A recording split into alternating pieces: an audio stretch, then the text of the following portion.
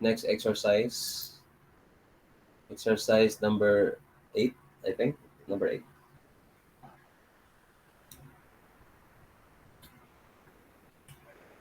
Did you submit already your exercise number 7? Yes, sir. Yes. Good, good. Okay, so can you see my screen now, guys? Yes, sir. All right, so suppose we have a curve which is a function of x. So the given should be an equation that is a function of x, y equals f of x. Then if we are going to draw a line tangent to this curve passing through a point p sub 1, having coordinates x sub 1, y sub 1, x sub 1 as the abscissa, y sub 1 as the ordinate.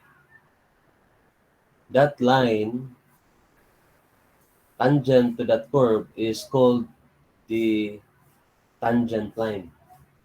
Then our goal is to determine the equation of this line, the tangent line equation.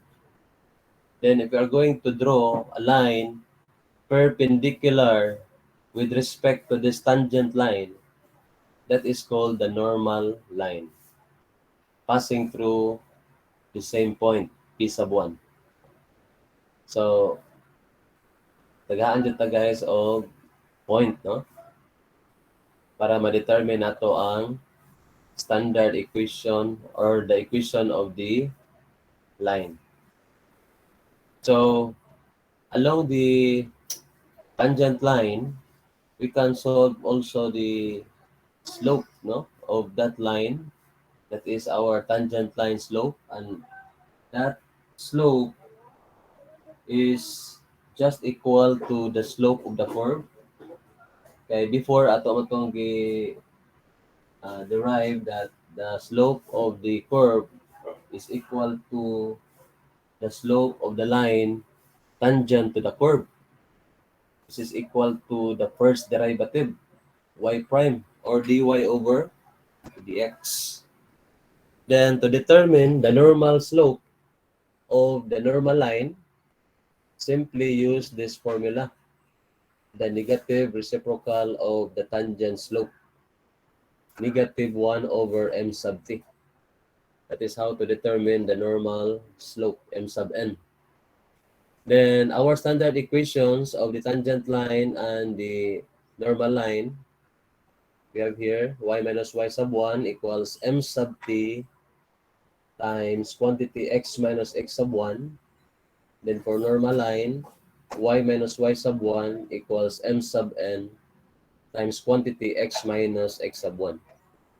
So this is the standard equation of a line, no? The so-called point slope form. So do na kay slope, do na kay point, you can determine the equation of the line using the standard equation called the point slope form. So do you have any clarifications, questions before we'll proceed? Guys? If none, we'll continue. So let's have these examples.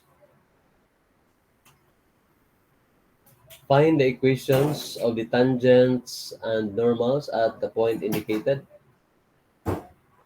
So the given curve y equals 3x squared minus 2x plus 1 has a given point 1, 2.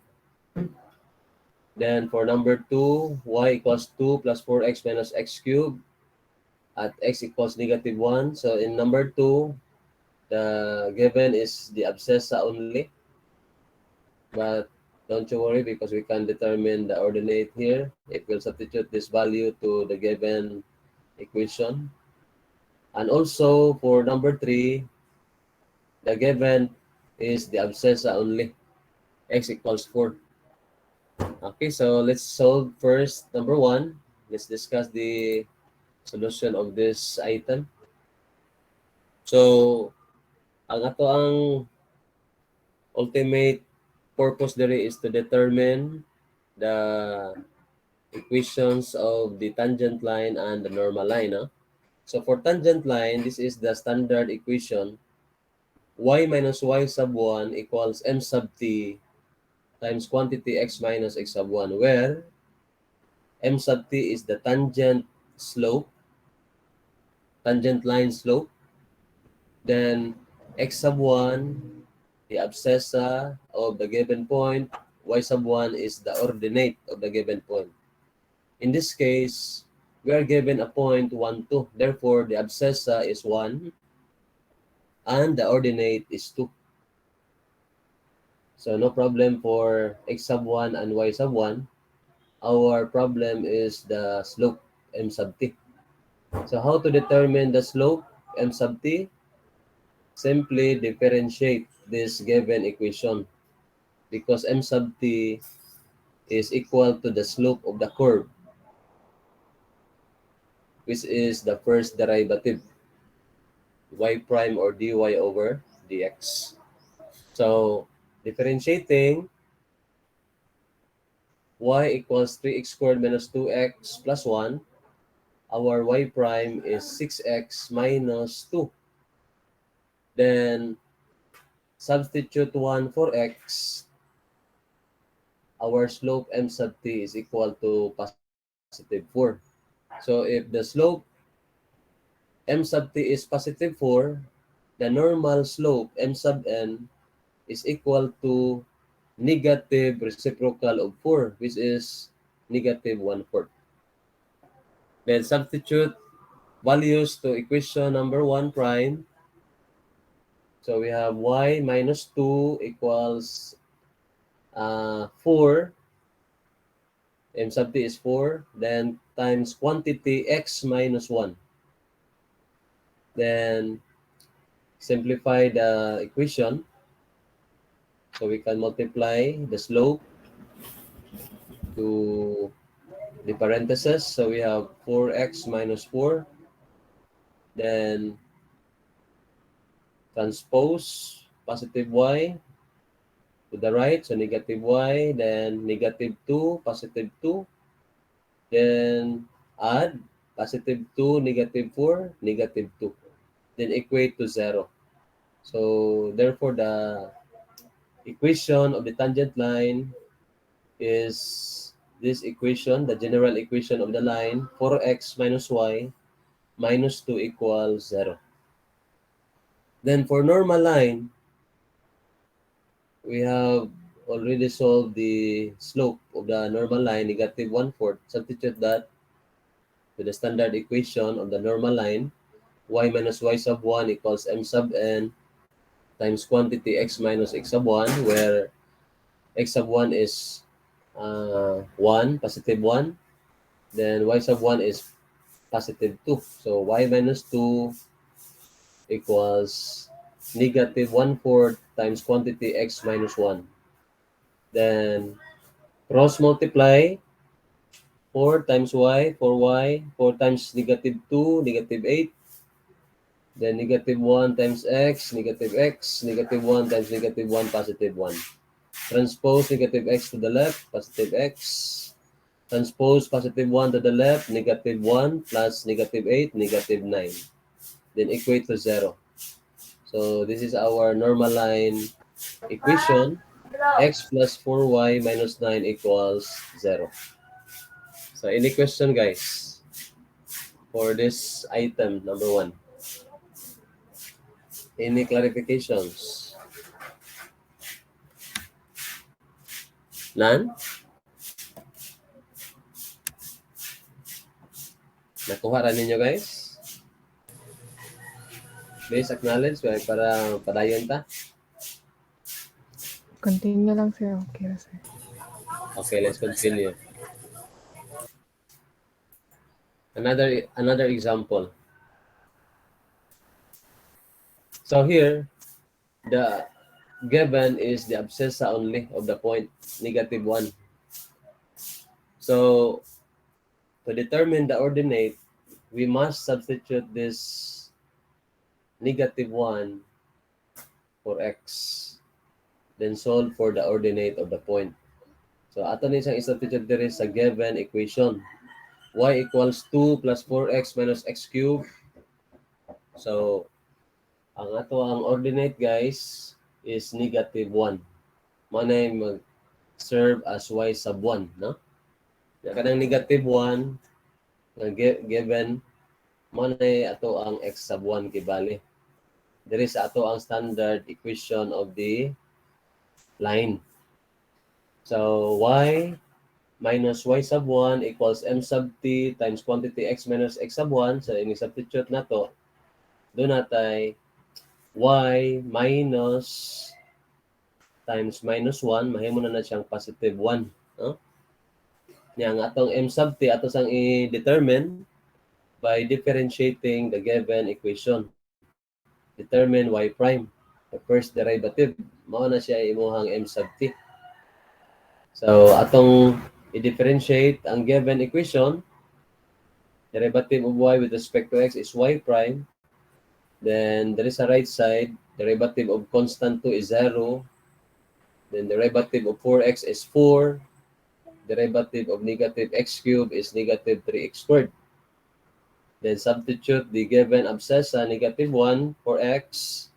So our m sub t is positive 1. Then we can determine the normal slope using the formula negative reciprocal of m sub t. So negative 1 over 1 is equal to negative 1. So therefore, if we substitute values to our standard equation of the tangent line, so we have y plus 1 equals 1 times quantity x plus 1. Then arrange the equation. So the final equation of the tangent line is x minus y equals 0. Ang y imo nang gi-transpose sa right side, so negative y na siya. Kanya ang positive 1 i-transpose sad nimo sa right side, negative 1 na siya, ma-add na to sa positive 1, so 0. Negative 1 plus 1 is 0. So the equation of the tangent line guys is x minus y equals 0. Then for normal line, y plus 1 equals negative 1 times quantity x plus 1. So, ang atong gilisdan dire, ang kanila yung normal slope m sub n. Ganina, positive 1, karon negative 1 na, no? Then, multiply negative 1 to the parentheses. So, we have negative x, negative 1. Then, transpose negative x to the left. So, positive x. Transpose negative 1 to the left, positive 1, plus 1, positive 2. So, our equation is x plus y plus 2 equals 0. This is for normal line equation. Okay, so any question? If do na? Kung wala, padayon ta. Yes? None so far. None so far. Very good. Arita sa next example. So sa example number 3, ang given guys is an implicit function. Then ang given condition is only the abscissa of the point x equals 4. So we need to determine first the ordinate of the point. So how to determine the ordinate of the point? Substitute sa Atong equation ng i-substitute ang given abscissa for x. Nya atong i-determine ang y. So si y. ang atong y diri is negative 4. Mo ni mag serve as y sub 1, no? Then ang kanang x nga equals 4 mo na siya imuhang x sub 1. So dili ta mag-confuse ani, no, kay diri sa ato ang tangent line standard equation y minus y sub 1 equals m sub t times quantity x minus x sub 1. Ang ato rin yung ilisdan din guys, ang kanirang y sub 1 o x sub 1. Pabilin lagi na siyang x o y variable diha sa ato ang formula kay bali, no? So ang atong x sub 1 dire mo ni siyang x equals 4 given abscissa. Ni ang ato ang y sub 1 ang atong gi-determine nga y pag substitute nato aning value dire sa given equation.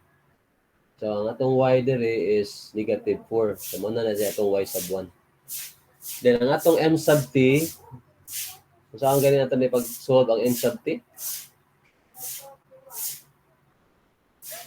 Kuan sir, Right. i-differentiate ng kuan sir, equations ay ang Very good. Atong i-determine ang first derivative, no? Ang y prime para ma-determine nato ang tangent slope m sub t. That's correct, no? So mo na atong gibuhat diri guys, atong gi-differentiate ang given equation. We differentiate each term of the equation since this is an implicit function. So 2 constant man na siya, copy lang na. Niya kanang xy, that's product. So we have to use the product formula. So x times the derivative of y, which is y prime, then plus y, copy, times the derivative of x, which is 1. So y na lang na siya, no? Then there is a second term, the derivative of 5x is 5. Then the derivative of negative 3y is negative 3 constant, then y prime, derivative of y. Then derivative of 0 is 0. 0 is constant. Okay, so solving for y prime, ato sang i-distribute, dayon atong i-factor out ang y prime. So we have this factor, quantity 2x minus 3.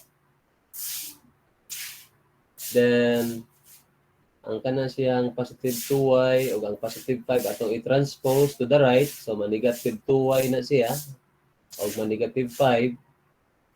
Then atong i-factor out ang negative sign. So manin siyang na factor out ng negative, no? Times the factor quantity 2y plus 5. Then atong gisolve ang y prime. So we have this statement, negative y prime equals negative quantity 2y plus 5 over quantity 2x minus 3. Then atong gi-substitute ang values sa ato ang abscissa of the point and ordinate of the point. Ang atong abscissa is positive 4. Ang ordinate is negative 4. Tanawa, ang ato ang y there is negative 4. Then ang atong x is positive 4. Then atong gi-calculate using our amazing calculator. So our m sub t is 3 over 5. Then after determining the tangent slope, maka-determine nata sa normal slope because the normal slope is just the negative reciprocal of the tangent slope. So negative reciprocal aning 3 over 5 is negative 5/3. Alright, then substitute values. Ngadto sa ato ang standard equation of the tangent line, y minus y sub 1 equals m sub t times quantity x minus x sub 1. So we have y plus 4. Anong na plus 4 ni siya? Kaya nga itong y sub 1 is negative 4 man. Negative 4 times negative, so ma-positive 4 na siya. Then ang atong m sub t is 3 over 5. 3/5. Then times quantity x minus x sub 1. Ang ato ang x sub 1 is positive 4, so you have x minus 4. Then cross multiply. So multiply 5 to y plus 4. So you have 5y plus 20 equals 3x minus 12. Then transpose 5y and positive 20 to the right. So you have negative 5y, negative 20 plus negative 12, negative 32. Then equate to 0. So that's our tangent line equation. 3x minus 5y minus 32 equals 0. For normal line, y minus y sub 1 equals m sub n times quantity x minus x sub 1. So ang atong y sub 1 is negative 4, so ma-positive 4 na ni siya dali. Y plus 4. Kanya ang atong m sub n is negative 5/3. Kanya ang ato ang x sub 1 is positive 4, so x minus 4 na siya. Then cross multiply, 3 times y, 3y. 3 times 4, positive 12. Then negative 5 times x, negative 5x. Negative 5 times negative 4, positive 20. Then transpose, negative 5x, positive 5x. Transpose, positive 20. Negative 20 plus 12, negative 8. Then equate to 0. So, that's it guys, no? Any question? Or clarifications?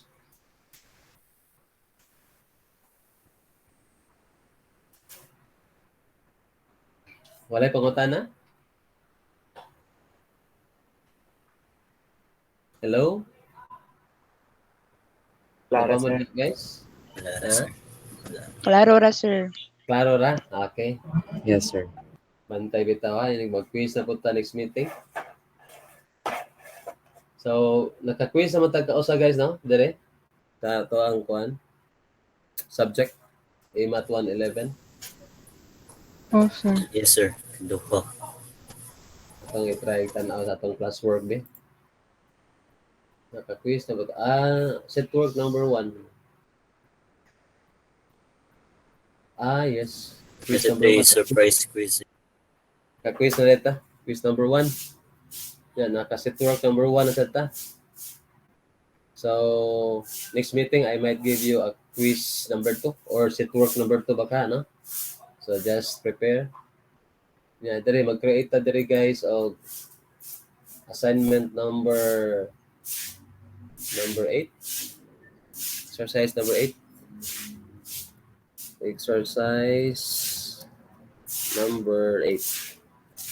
Ayun ra guys. Kuha ra dayon ninyo.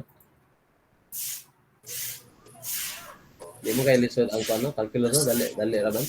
Taas, sir. Ha? Taas. Taas lang. Oh.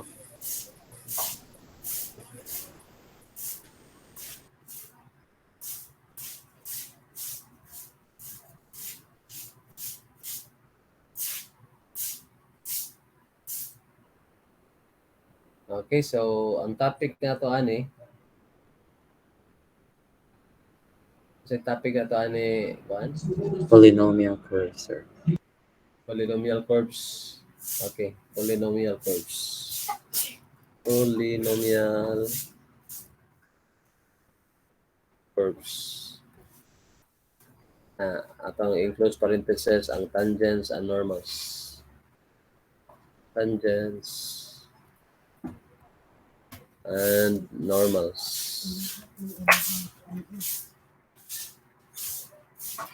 Okay, so ari diri nyo i-submit inyong kuan guys ha sa inyong assignment number 8. Okay, sir. So akong ihatag ninyo inyong assignment number 8. Kani siya. I-screenshot paliho guys. Determine the equations of the tangents and normals at given point. So you have only 5 items to answer. Yeah, next meeting, I might give you a short examination or short quiz. Ano sa ata mag-meet sunod, sir? Next Thursday. Thursday guys.